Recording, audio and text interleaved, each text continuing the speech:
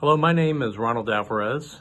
I am professor and chair of the Department of Obstetrics and Gynecology and a gynecologic oncologist at Vanderbilt University Medical Center. I co-chair the NRG Oncology Research Strategy Committee together with Jame Abraham, who is professor and chair of the Department of Medical Oncology at Cleveland Clinic and who is a breast cancer specialist. Today, we want to provide new investigators a very high-level review of how you can get a concept developed into an NRG oncology active protocol. Jame and I are going to cover 3 key messages. First, developing a concept differs between the various disease site committees. Secondly, developing your concept requires a team approach.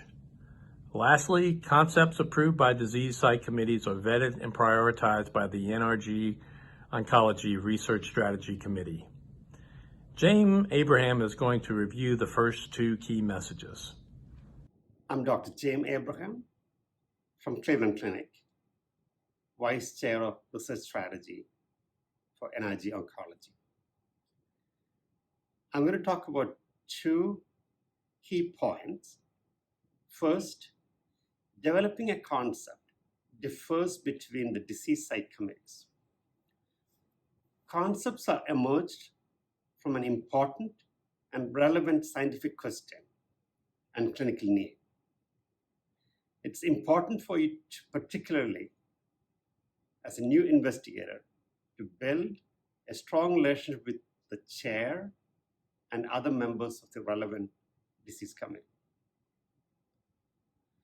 Though in some ways similar, the disease site committees often have some distinct ways by which they request and vet concepts. It's important for you to understand these unique distinctions. It helps facilitate getting a concept on the disease site committee meeting agenda. So moving on to the second key point, developing a concept requires a team approach. It's really important to work as a team. It's important for you to get input from the disease site committee chair and other members. It's also important to get input from NCI or industry if you're going to utilize one of their drugs in your concept.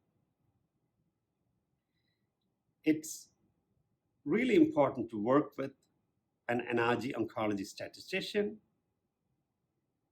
In addition, getting input from other key specialists and patient advocates are likely to help build consensus and support for your concept.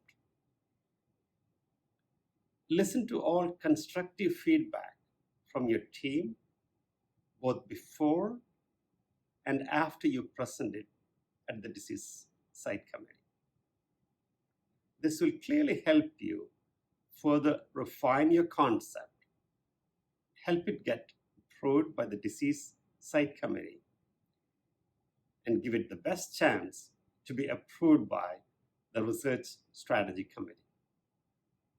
Jame has done a great job of describing how you can get your concept approved by a disease site committee. I'd like to review our 3rd key message. Your concept, after being approved by a disease site committee, is then presented to the NRG Oncology Research Strategy Committee, commonly known as the RSC. This is either presented at the semi-annual meeting or during a conference call in between meetings. The RSC is comprised of scientific leaders across NRG Oncology who are collectively charged to ensure our scientific portfolio is in line with this mission and that we are putting forth the most relevant and innovative concepts. The RSC will evaluate whether your concept has high scientific merit, is well designed, and is feasible. Most concepts reviewed by the RSC receive invaluable feedback that helps strengthen the concept. Once approved by RSC, concepts are prioritized for further development and finalized for submission to the appropriate steering committee at the NCI for their consideration. So I hope Jame and I have been able to provide you with the 3 key steps to getting your concept developed and approved by NRG Oncology and ready for submission to the NCI. The better we do with these key steps, the better chance we have of getting your protocol approved by NCI and getting it ready to activate. Thanks for your interest and engagement with NRG Oncology.